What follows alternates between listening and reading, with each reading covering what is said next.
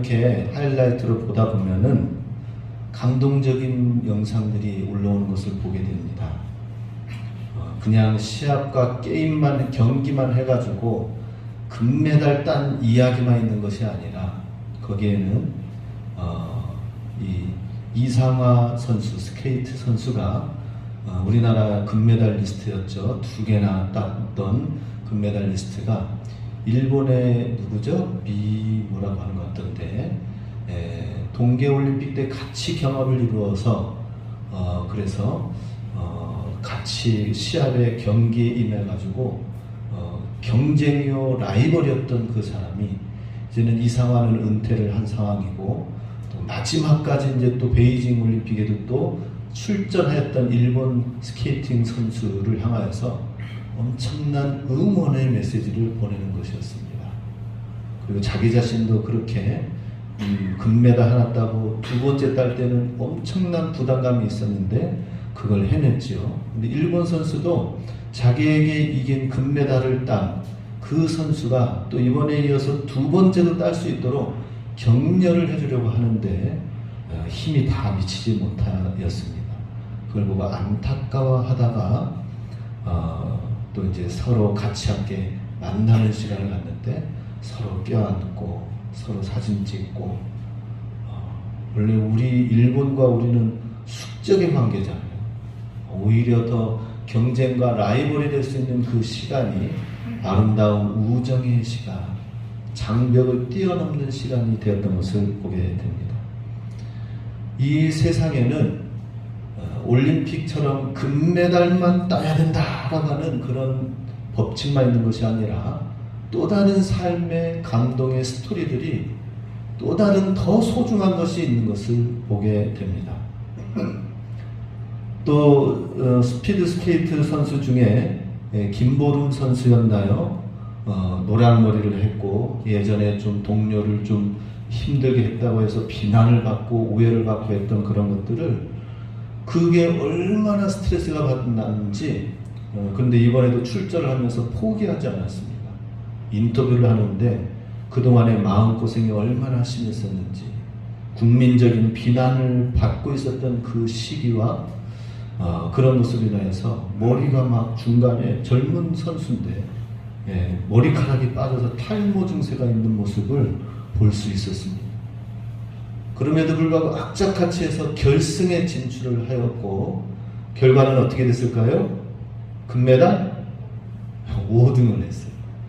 그런데 그 선수의 인터뷰를 들어보니까 저는 금메달보다 5등 한 것만으로도 지금 이 시간이 더 귀하고 가치 있습니다 하면서 특별한 인터뷰를 한 것을 보게 됩니다. 우리는 모두가 다 금메달만을 최고로 여기지만은 상대적인 것 같습니다. 나는 지금 더 소중히 여기는 또 다른 그 무엇이 있다라고 하는 것입니다. 국민적인 비난을 받았던 그 시기에서 이제는 국민이 환호해주고 격려해주고 응원해주는 가운데서 5등을 한 이것이 더 가치 있다라고 얘기하는 것을 보게 됩니다. 우리가 이 세상에 살면서 가장 가치 있고 더 좋은 것이 무엇이 있겠습니까? 세상적인 기준에서는 너무나도 많이 있습니다. 더 가치 있는 것이 무엇인가? 많은 사람들이 가치를 부여하고 그 가치로 인하여 기뻐하고 행복하려고 합니다. 근데 우리는 오늘 말씀처럼 주님과 같은 분 없네. 우리는 예수님이 가장 귀하고 가치 있다라고 하는 이 사실, 이 올림픽의 금메달보다 또 다른 감동의 스토리처럼 우리도 우리 인생에 살면서 세상 사람들이 알지 못하는 가치 있는 일들이 있다는 것입니다. 그것을 예수님 때문에 저와 여러분이 알게 되고 붙잡은 줄로 믿습니다. 오늘 본문 이사야 46장 말씀은 포로로 끌려갔던 이스라엘 백성의 마지막 종지부 찍는 이야기가 나오는데 포로에서 이제 풀려나게 되는 그 상황을 하나님이 일하시게 되는 것입니다. 포로로 이스라엘 백성이 끌려가서 노예로 살아가는 그 땅 가운데에서 그 바벨론 그 땅도 멸망하게 된다라고 하는 그 예언이 나옵니다. 포로가 풀려나려면 어떻게 됩니까? 그 포로로 군림하였던 바벨론 제국이 나라가 망해야 되는 것이다 하는 것입니다. 압제로부터 건지려면은 그 나라를 심판해서 무너지게 하는 것이 하나님의 방법이다라는 것이죠. 이스라엘 백성이 포로로 끌려가서 70년 동안 있으면서 그러면서 참 힘들고 어려운 과정들이 있었습니다. 근데 하나님께서 그것을 구원하고 구출해 주시기 위해서 하나님의 방법은 뭐예요? 거기서 건짐을 받게 하고 오게 하는 것이 아니라 아예 그냥 그 나라 자체, 군림했던 바벨론 그 나라를 무너뜨리고 새로운 바사 제국의 왕 고레스가 와가지고는 정복하고 모든 포로민들은 다 자기 고향으로 돌아가라. 하나님의 방법이에요. 우리도 이 세상에 살면서 이 세상에서 하나님의 구원 방법은 무엇이냐? 거기로부터 구원받고 보호해 주시고 축복해 주시고 행복하게 사는 방법도 있지만은 그 세상으로부터 건짐을 받고 구원하시기 위해서 하나님의 방법은 이 세상은 곧 멸망하게 될 것이다. 그리고 하나님의 영원한 세상이 오게 될 것인데 이 나라, 이 땅 가운데서는 잠시 잠깐 인내하며 믿음으로 살며 하나님의 나라의 백성의 방식으로 살면서 나그네와 같이 살라라고 하는 것입니다. 그러니 하나님의 구원의 방법은 이 온 세상은 이제 옛 하늘과 옛 땅은 이제는 사라지게 될 것이고 멸망하게 될 것이다. 시한부 종말론적인 그러한 일들이 성경에 예언되어져 있어요. 그런데 이제 몇 날 며칠 오겠다라고 한다고 예언하면서 잘못 얘기하면은 시한부 종말론자가 되는 것이고요. 우리는 그날은 알지 못하지만 그러나 하나님의 백성으로서 이 땅 가운데서 나그네처럼 믿음을 가지고 살면은 진실한 하나님의 영원한 구원을 예배하신 그 길로 나아가게 되면서 이 땅 가운데서도 어떻게 살아야 될지 하나님 나라의 정체성을 가지고 하나님의 도우심과 하나님의 영광과 이 세상 사람들이 모르는 또 다른 하나님 나라의 영광과 감동의 스토리를 이 땅 가운데에서 만들어낼 수 있다 하는 것입니다. 그러기 위해서 우리가 알아야 될 것이 있습니다. 첫 번째 것은 우리의 신분이다라는 것입니다. 우리가 살고 있는 이 땅에서의 신분은 무엇이냐? 우리는 하나님의 보좌관, 하나님의 대변인이다 하는 것입니다. 우리는 이 땅 가운데 살면서 하나님을 나타내는 자로 하나님과 모든 역사를 주관하시는 그 하나님과 모든 일들을 같이 함께 나누고 같이 함께 하나님의 일을 추진하면서 하나님의 귀한 주인공과 도구가 되어지도록 하는 하나님의 보좌관, 하나님의 대변이다라고 하는 것입니다.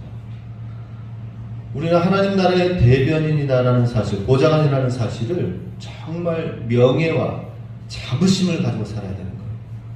미국의 보좌관과 대변인들은 어떻습니까? 정말 이 미국의 대통령의 권한은 세계적인 권한을 가지고 있기 때문에 한번 결정되어지면은 한 나라가 고난으로 가는 것인지 구원되어지는 것인지, 그렇죠? 아프가니스탄을 정말 그 나라를 계속 주둔해서 지키도록 하자.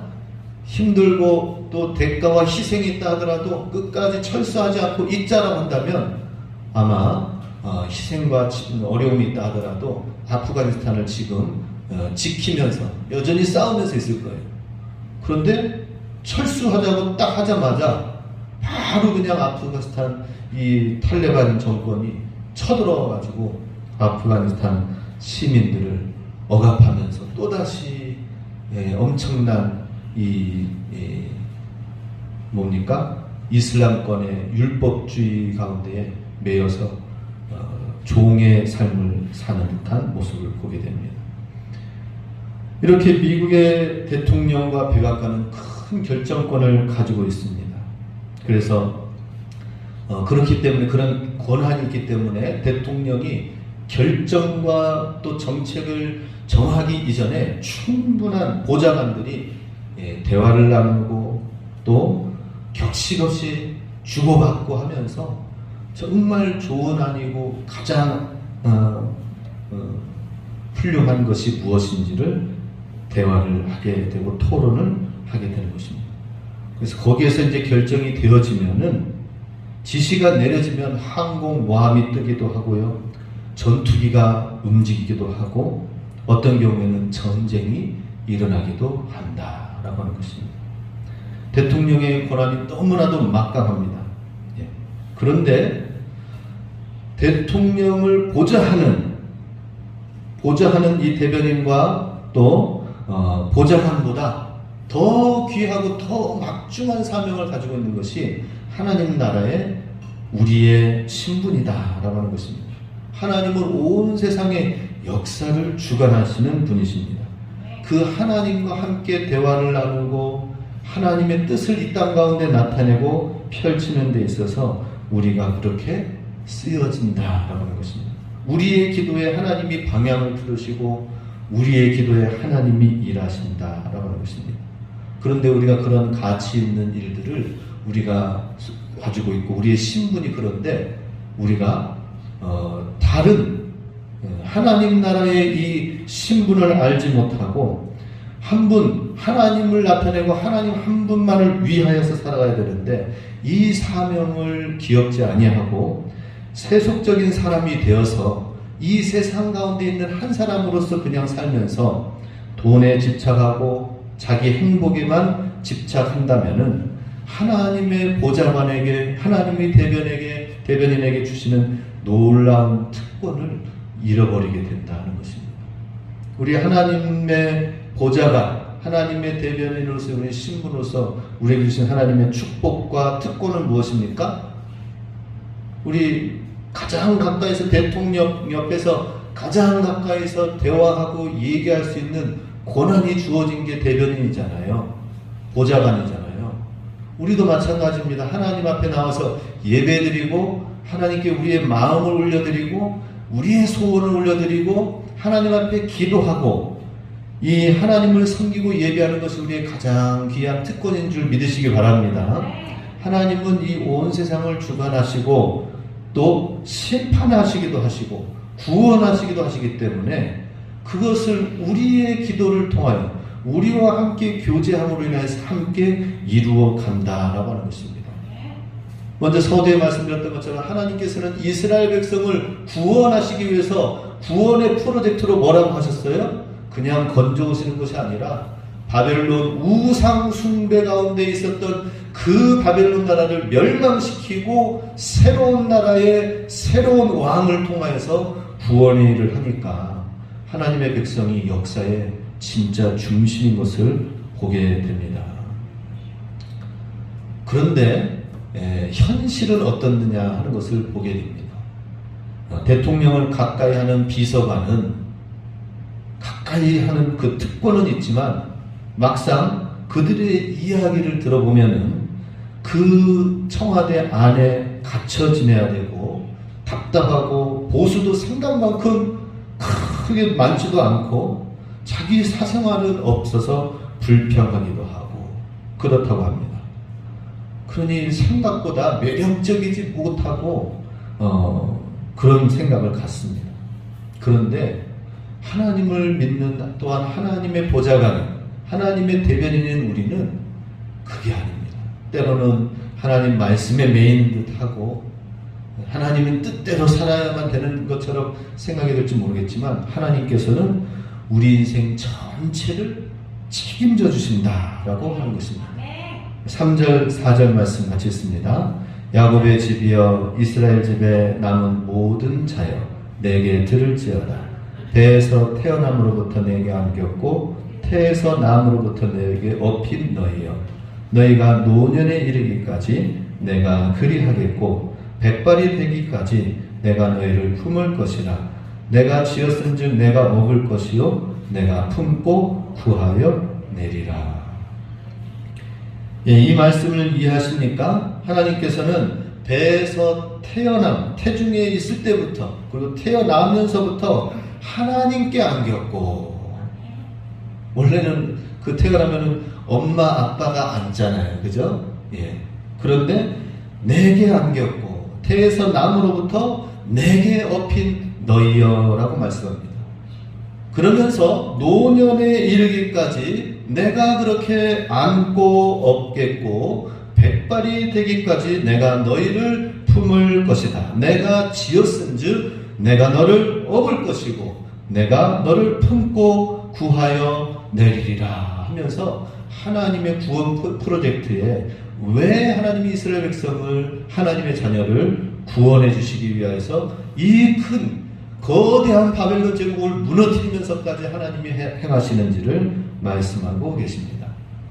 영국에서 사회 보장제도가 한참 만들어지기 시작할 때에 사람들에게 피하라는 표어가 있습니다. 요람에서 무덤까지 라는 표어를 냈다고 합니다. 사회보장제도를 잘 이루기 위해서 젊었을 때 세금을 잘 내가지고 국가에 이렇게 하면은 그러면은 자녀들이 태어나는 그때서부터 또 내가 노년에 이르는 무덤에 이르기까지 모든 무상교육과 무상의료제도와 또 나중에 가서는 병들었을 때는 무료 의료보험과 장례에 이르기까지 다 하겠다라고 표를 내서 영국이 사회보장제도를 시작했대요. 아무튼 유럽권에서는 굉장히 이 연금제도가 잘 발달되어 있어서 굉장히 많은 혜택을 받고 있습니다. 그런데 하나님께서도 동일하게 하나님의 보좌관이잖아요. 하나님의 대변인이잖아요. 그런 우리를 위해서 하나님께서 약속해 주신 것이 있습니다. 그것은 바로 지금 3절 4절에 말씀하셨던 것처럼 영국만 그러하냐? 하나님도 그러하시다. 태어날 때부터 하나님이 안기셨고 노인이 되고 백발이 되기까지 하나님께서 안고 품고 업어주시겠다라고 하는 것입니다. 부모와 자녀의 관계는 어떻습니까? 예, 우리 귀여운 아기가 손주가 다 있으면은 그러면은 안아주면서 기뻐하고 업어주면서 기뻐하고 그죠? 힘들어도 예, 지쳐도 안아주고 업어주면서 기뻐하는 관계가 부모와의 관계 또 할머니와 손주와의 관계 아닙니까? 힘들다고 내팽개치지 않습니다. 하나님과의 관계도 마찬가지입니다. 하나님과 우리와의 관계는 바로 이와 같이 업어주고 품어주고 좋은 하나님 아버지가 되어주신다라고 하는 것입니다. 그리고 하나님과 우리는 거래 관계를 하지 말아야 돼요. 예. 하나님 제가 오늘 질렀습니다. 10배로 갚아주시옵소서. 하나님 이번엔 빚내서 질렀습니다. 그러면서 그런 거래 관계가 아니다라는 거예요. 하나님은 우리의 아버지 하나님을 우리가 경험해야 되는 것입니다. 주님의 보좌관이 되고 주님의 대변인이 되어서 하나님을 나타내고 하나님을 기뻐하면은 그러면 하나님께서 우리 평생을 책임져 주신대요. 할렐루야. 우리 하나님을 나타내면 되는 것입니다. 하나님을 기뻐하면 되는 것입니다. 하나님의 영광을 위하여 살면은 하나님께서 내가 너를 지었은즉 내가 너를 업을 것이고 품고 구원하여 내리라 라고 했습니다. 자, 이렇게 하나님께서 우리에게 이런 좋은 약속을 허락해 주셨는데 우리가 그 사명을 대변인으로서 그 신분의 사명을 잘 감당하기 위해서는 어떻게 해야 되느냐. 두 번째, 이 땅에 살면서 우상에게 매달리지 말라라고 하는 것입니다. 우상에게 매달리지 말라. 1절 2절 말씀 읽습니다. 벨은 엎드러졌고 느보는 구부러졌도다. 그들의 우상들은 짐승과 가축에 실렸으니 너희가 떠매고 다니던 그것들이 피곤한 짐승의 무거운 짐이 되었도다.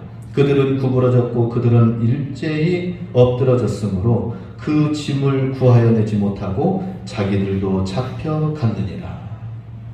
이 세상에 살면서 섬기는 지금 이 바벨론의 실체가 어떤 것인지를 보여주고 있습니다. 바벨론은 굉장히 다른 나라들은 군인들이 직업 군인들이 없었어요. 이전부터는. 이때 당시 고대 이때 전쟁 시대에는 직업 군인들이 없었지만 바벨론은 이 특별하였습니다. 직업 군인들을 모집을 하고 전쟁만을 목적으로 해서 훈련시켜서 성을 공격하고 무너뜨리니까 그 아수르 제국도 아주 철옹성 같았거든요. 이 아수르 제국의 니누의 성을 그 공격하려면은 아주 요새로 만들었습니다. 아무도 쳐들어오지 못하도록 이 성 주변에는 강물이 흐르도록 해놨어요. 그럼 이 성을 정복하려면은 물을 건너려고 하다 보면은 화살을 쏘여 죽는 것입니다. 일본의 오사카성에 가니까는 그 성 주변이 다 물로 해가지고 연못을 크게 만들어 놓고 엄청난 벽돌을 해가지고 쌓아놨더라고요. 예. 사무라이 시대에 그들이 쌓은 나름대로의 노하우가 있는 것처럼 아수르 제국이 그런데 무너졌어요. 바벨론 제국에 의해서 무너지고, 그래서 거기서 있었던 모든 황금들을 다 빼앗아 가지고 왔습니다. 그런데 바벨론 제국이 세워져서 그렇게 통일을 시켰는데 바벨론의 느부갓네살 왕이 특별히 그 모든 일에 대해서 자기 업적으로 여기지 아니하고 신에게 영광을 돌렸습니다.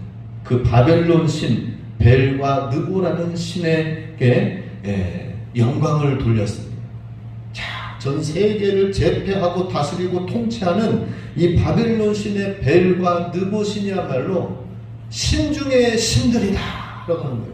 그 가운데는 포로로 끌려간 이스라엘 백성의 유다 여호와 하나님의 그 신도 똑같이 이제는 패배한 신으로 여겨지게 된 그런 상황이었습니다. 그런데 하나님께서는 이러한 상황 속에서 우상이 최고조에 달하였을 때에 하나님께서 지금 1절 2절에 뭐라고 말씀하십니까? 그 벨은 엎드러졌고 느보는 구부러졌도다. 그들의 우상들은 짐승과 가축에 실렸으니, 예, 늘 섬기고 모시기 위해서 돌로 큰 5m 이상의 신상을 만들어 가지고 이동하고 모시고 그러면서 거기에 제사를 드리고 말하고 기도하고 온갖 그 앞에서 축제를 벌이고 했는데, 그런데 이제는 그들이 떠매고 다니던 그것들이 피곤한 짐승의 무거운 짐이 되었더라. 수레의 짐짝이 되었다는 것이죠. 그들은 구부러졌고 그들은 일제히 엎드러졌으므로 그 짐을 구하여내지 못하고 자기들은 잡혀갔느니라. 아니 어떻게 직업 군인으로 해가지고 아수르 제국도 무너뜨린 바벨론 왕국을 70년이 되어지고 지나고 나서 얼마 있다가 이 멸망하게 되어진 이 상황들을 보면은 이 바사와 메대의 왕이었던 이 고레스 왕은 진짜 하나님이 그 싸움에 능하게 하시지 않으면 안 됐다라고 하는 것이죠. 자, 이 정도 되어지면 하나님께서 이 심판의 때가 어느 정도 되어지면 자동적으로 하나님이 일하십니다. 심판의 도구를 들어서 사용하신다라고 하는 것입니다. 가끔 사막에 메뚜기와 하루살이들이 엄청나게 불어나는 때가 있대요. 그래서 메뚜기 떼들이 와가지고는 이 지중해 한 바퀴를 돌고 그러면은 거기에 풍족했던 모든 이 농작물들을 다 갉아먹고 없앤다고 합니다. 그런데 그 엄청난 이 메뚜기 재앙이 어떻게 생겨났느냐? 기온이 평소에 있는 기온에서 약간만 상승되어지면은 엄청나게 번식해가지고 메뚜기 재앙이 일어난다는 것이죠. 그러니 이 땅 가운데서도 하나님께서 심판을 행하시는 데에도 온도만 몇 도만 올려줘도 이 지구는 어때요? 바이러스균으로 팽창하게 되어진대요. 우리가 살고 있는 지금 이 코로나 시기, 우리 강혜봉 장로님이랑 우리 강릉에 잠깐 다녀오면서 이런 얘기를 나눴습니다. 아니 코로나가 이렇게 내 80, 90평생에 이런 적이 없었는데 어떻게 이런 일이 있는가 하면서 상상을 못하는 일이 벌어지고 있는 현실을 다시 한번 얘기를 했습니다. 그런데 이 코로나라는 이것은 정말 온 세상을 그와 같이 하는 데 있어서 어디서 왜 일어났는지 알 수가 없어요. 그런데 온도가 1도, 2도가 올려져서 거기에서 시베리아가 녹아지고 얼음이 녹아지면서 거기에 갇혀져 있던 것들이 판도라 상자가 열려지는지는 알 수 없지만은 하나님은 그렇게 일하시고 하나님의 심판은 이루어지는 것을 보게 됩니다. 결국 우리는 하나님을 경외하면서 살아갈 수밖에 없습니다. 교만하지 말아야 된다 하는 것입니다.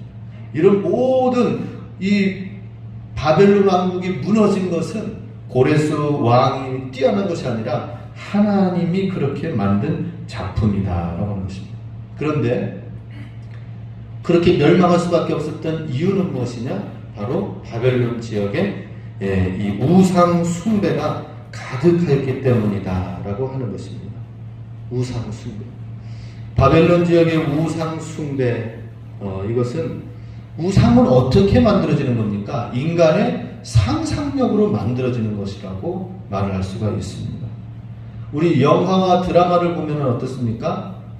그 실제 일어난 일을 실화의 내용이기도 하지만은 영화에서 나오는, 드라마에서 나오는 모든 것은 작가가 꾸며낸, 상상해낸 이야기들을 배우가 연기하여서 그럴싸하게 해가지고 무대의 스크린에 보여지게 되는 것입니다.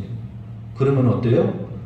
그것을 보고 눈물을 흘리고, 그것을 보고 무서워하고, 그것을 보고 정말 끔찍하게 여기기도 하고 그렇습니다.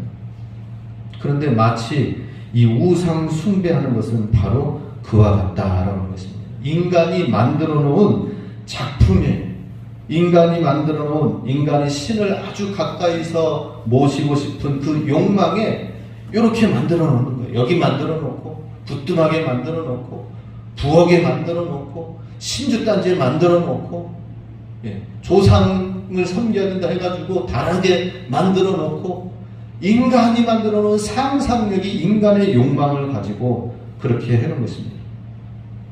그래서 사람들이 현실보다는 영화와 이런 것들이 더 감동스러워하고 더 재미있어 하는 것처럼, 감동하는 것처럼 이 우상 숭배하면서 오히려 자기의 욕망과 자기의 상상을 투영시켜가지고 그러면서 더 행복해하는 것이 인간입니다. 왜냐? 자기 멋대로 상상해서 만들면서 하나님을 만들어서 섬기기 때문이다 하는 것입니다. 그런데 그것은 다 엉터리요 거짓이다라고 하는 것입니다. 그들은 전혀 도움을 주지 못하는 존재가 된다 하는 것이죠. 그래서 우상 숭배를 하면 그 안에서부터 결국에는 멸망할 수밖에 없다는 것입니다. 로마도 결국에는 그 커다란 400년, 500년의 대제국의 역사도 내부에서부터 그 우상 숭배, 쾌락, 여러 가지 이 잘못된 세상의 것들이 가득 채워지면서 타락하면서 결국에는 어떻게 됐습니까? 내부에서부터 붕괴되어지고 무너지게 된 것을 보게 됩니다. 이 바벨론도 내부에서부터 우상 숭배를 했기 때문에 하나님께서 심판을 내리셨다는 것이죠.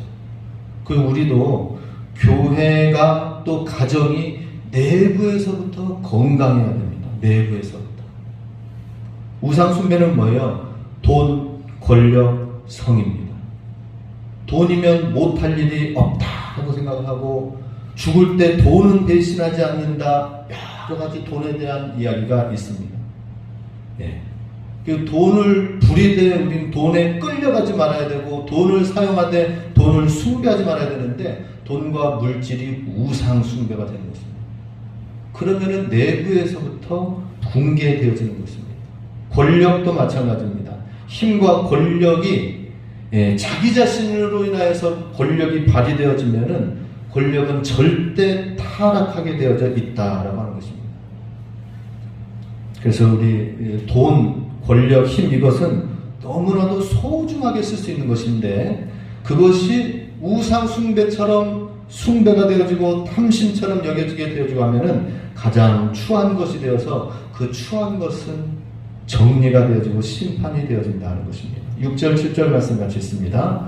사람들이 주머니에서 금을 쏟아내며 은을 저울에 달아 도금장에게 주고 그것으로 신을 만들게 하고 그것에게 엎드려 경배하며 그것을 들어 어깨에 메어다가 그의 처소에 두면 그것이 서 있고 거기에서 능히 움직이지 못하며 그에게 부르짖어도 능히 응답하지 못하며 고난에서 구하여 내지도 못하느니라. 바벨론 제국이 멸망할 수밖에 없었던 이유가 그들의 우상 숭배를 얘기하고 그들의 우상 숭배의 형태는 어떤 모습이었는가? 6절에 사람들이 자기 주머니에서 금을 쏟아내서 은을 저울에 달아 도금장에 주고 그것으로 신을 만들어서 엎드려 경배하며 그것을 어깨에 메어다가 모시고 처소에 되었지만 그러나 정작 능히 움직이지도 못하고 부르짖어도 응답하지 못하고 고난 가운데서 구원하지도 못하는 존재가 된다라고 하는 것입니다. 우리가 잘 아시다시피 우상 숭배는 돌과 나무와 쇳덩이로 만들어졌고 그것은 불 앞에서 다 불태워 없어지는 그런 존재다라고 하는 것입니다. 그런데 우리도 신앙생활을 하면서 우상 숭배, 우리 특별히 이 월정사 앞에서 우상 숭배 어떻게 하는지 그 특징을 잘 알고 우리의 신앙생활을 정말 구별되게 하는 것을 늘 생각해야 됩니다. 삼손은 사실 엄청난 사명을 주셨잖아요. 그죠? 엄청난 큰 능력을 줬습니다. 삼손과 같은 그러한 능력과 힘을 가지고 있는 사람이 없었습니다.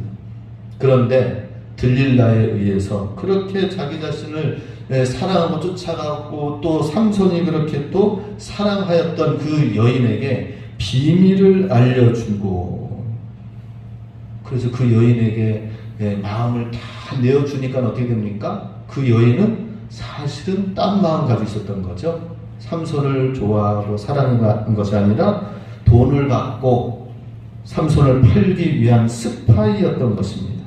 스파이의 실체를 나중에 알게 된 것이죠. 삼손처럼 사람들은 지금 모든 것을 정반대로 보고 있습니다. 정말 가치 있는 것을 우리가 지키면서 나가야 되는데 가치 있는 것, 참된 것을 거짓된 것을 구분하지 못하고 있다가 들릴라에게 넘어가는 모습을 보게 됩니다. 그래서 우리도 우리의 사명을 잘 너무나도 존경하고 이 요람에서부터 무덤까지 하나님이 책임져 주시겠다고 하시는 데 있어서 하나님께서는 우리에게 사명을 주신 자에게 특별히 지켜야 될 것을 말했는데 우상을 멀리하라라는 것입니다. 그 우상은 그냥 똑똑똑 두드리는 그런 조각만을 얘기하는 것이 아니라 여러 가지 인간의 탐욕과 욕심과 세상 가운데서 자기 중심적인 그 모든 것이 되는 것입니다. 그것을 무너뜨려야 된다라는 것입니다. 우리 교회 안에서부터 탐욕과 모든 우상과 거짓된 것 이런 것을 무너뜨리고 가정 안에서부터 정말 사랑과 진리가 세워져서 건강하게 세워져야 된다라고 하는 것입니다. 우리 하나님의 대변인으로서 이 우상 숭배가 영적인 우상 숭배, 탐심은 우상 숭배라고 하였죠. 사람들이 하나님을 믿으면서 탐심이 더 늘어나는 경우가 많이 있습니다.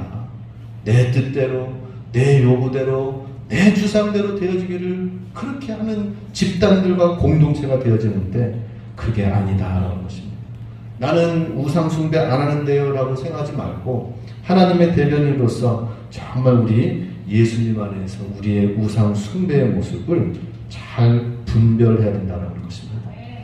끝으로 하나님께서는 믿음의 대장부가 되라 라고 말씀합니다. 8절 같이 있습니다. 너희 패역한 자들아 이 일을 기억하고 장부가 되라. 이 일을 마음에 두라. 이스라엘 백성은 포로로 끌려갔습니다. 포로로 끌려간 데에는 그만큼 마음이 완악하고 강팍하여서 주의 말씀에 순종하지 않냐고 하나님 말씀에 귀 기울이지 못하였습니다. 그래서 이스라엘 백성들은 선지자들로부터 패역한 족속들아 백성들아 라는 말을 들었습니다. 지금도 하나님께서 말씀하십니다. 너희 패역한 자들아 이제 하나님께서 구원의 손길로 일으켜 세울 것이니까 이 일을 기억하고 그것은 뭡니까? 출애굽 그때 당시에 하나님이 건져주신 애굽에서 구원해 주신 출애굽하신 하나님의 구원과 능력을 기억하고 이제 출애굽하는 이 시기에 다시 하나님이 일을 하시는데 다시 한번 우리에게 인생의 기회를 주시는데 믿음의 대장부가 되라 라고 말씀합니다. 하나님께서 이제 다시 한번 우리에게 늘 매번 기회를 주시는데요. 우리 주일날 하나님 앞에 나와서 예배드리는 이 시간을 통하여서 우리에게 기회를 주십니다. 지난 일주일간의 삶을 돌아보고 이제 믿음의 장부가 되어서 다시 새롭게 하나님 나라의 대변인으로 살라라고 말씀합니다. 그래서 우리는 믿음의 장부가 되기 위해서 다른 거 없어요. 뭐 무슨 뭐 칼과 무슨 창을 들고 연말을 합니까? 운동선수처럼 막 운동장을 계속 뛰면서 합니까? 우리 중학교에 있는 스키부에 있는 아이들 연습하는 거 보니까 비 오는 날에도 요 앞으로 지나가요. 계속 롤러 스케이트 같은 거 타면서 그냥 막 계속 비 오는 날에도 비 맞아가면서 쫙 언덕 올라가는 훈련을 합니다. 근데 우리는 무엇을 해야 됩니까? 우리 믿음의 대장부가 되기 위해서는 디모데후서 2장 1절 같이 있습니다. 내 아들아, 그러므로 너는 그리스도 예수 안에 있는 은혜 가운데서 강하고, 은혜 안에서 강하라라고 말씀하십니다. 은혜 속에서 강한 우리의 마음, 늘 하나님의 은혜의 심령이 되어서 하나님의 말씀을 잘 붙들고 은혜가 넘치는 삶을 살아야 돼요. 은혜가 식으면 안 됩니다. 은혜가 계속 지속적으로 이루어져야 되는 것입니다. 오늘은 전도하고 내일은 기도하고 또 다음 모레는 또 우리가 누구와 교제하고 계속 성령 충만한 하나님의 은혜에 충만한 시간들이 계속 있어야 돼요. 아이고 오늘 하나님 기뻐하시는 일 하루 잘 했으니까 일주일간 좀 쉬고 좀 내가 하는 일 내일 하자. 이게 아니에요. 은혜 속에서 강한 것은 계속 훈련하는 훈련생들처럼 연습하고 뛰는 것처럼 계속 우리가 하나님 말씀 날마다 붙들고 은혜 받아야 되고요. 그 은혜 받은 말씀을 순종하려고 해야 되고 그 은혜 받은 것을 통해서 하나님은 어떤 분이신지를 알고 그 말씀을 사람들한테 전해줘야 되고요.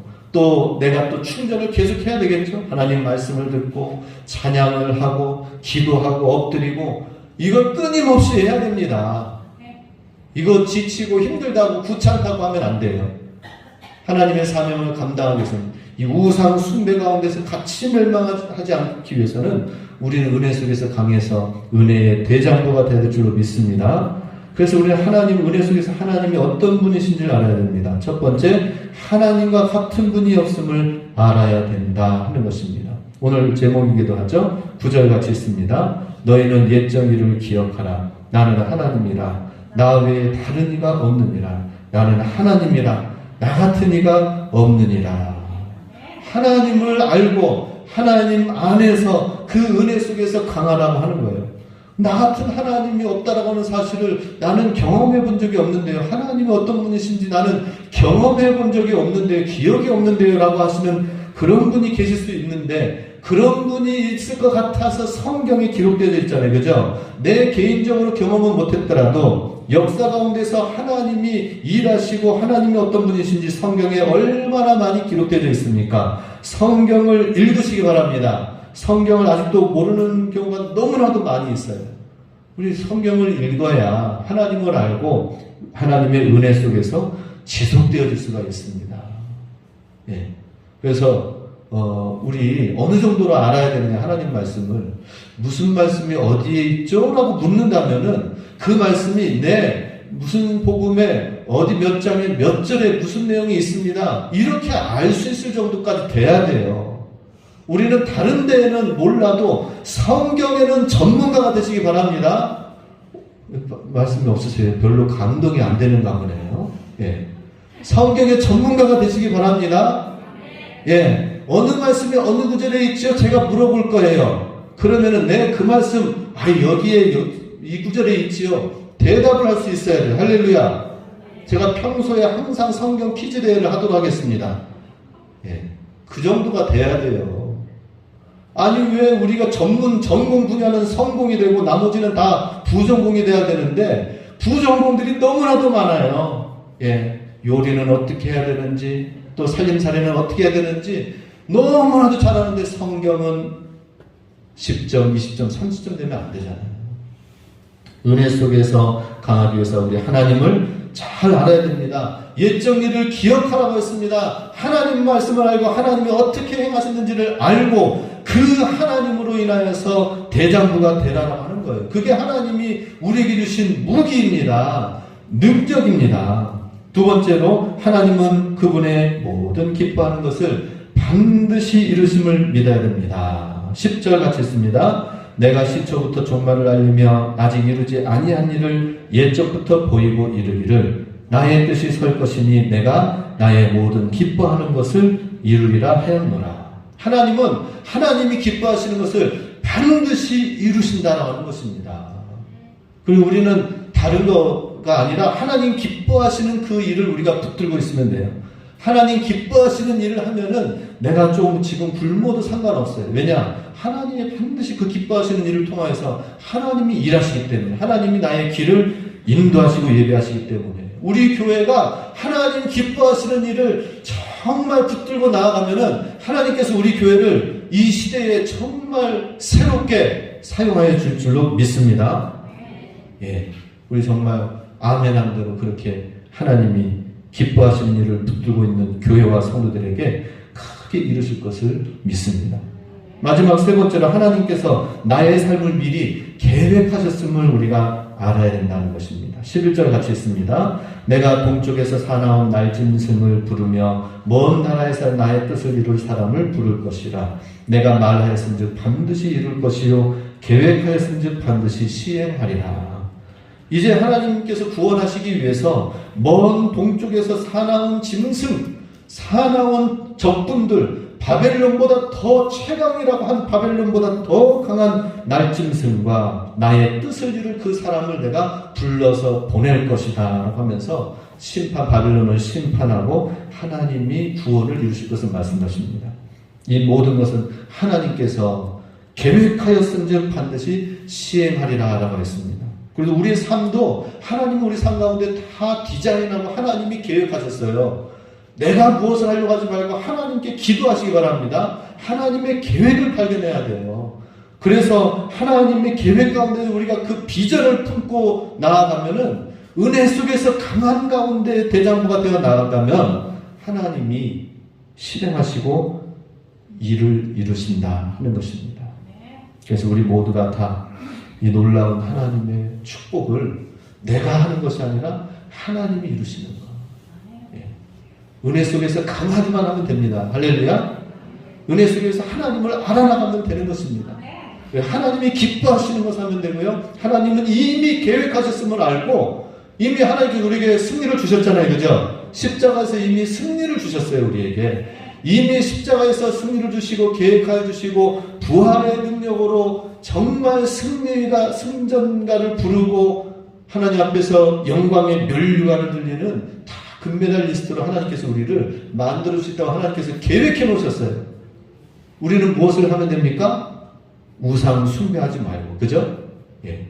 우상 숭배에 해당되는 모든 탐욕과 권력과 자기 욕심과 세상의 모든 풍속을 따라가지 말고 우리 하나님 안에서 은혜 속에서 강하게 되어져서 하나님 나라의 대장부가 되어서 하나님의 대변인이 되고 주님만 나타내실 때 하나님께서는 평생의 우리 삶을 책임져 주시겠다고 말씀하십니다. 이 놀라운 은혜와 축복을 누리면서 올 한 해 하나님께서 우리 교회를 어떻게 이루시는지 바라보고 찬양하고 영광 돌리실 수 있게 주님의 이름으로 축복합니다.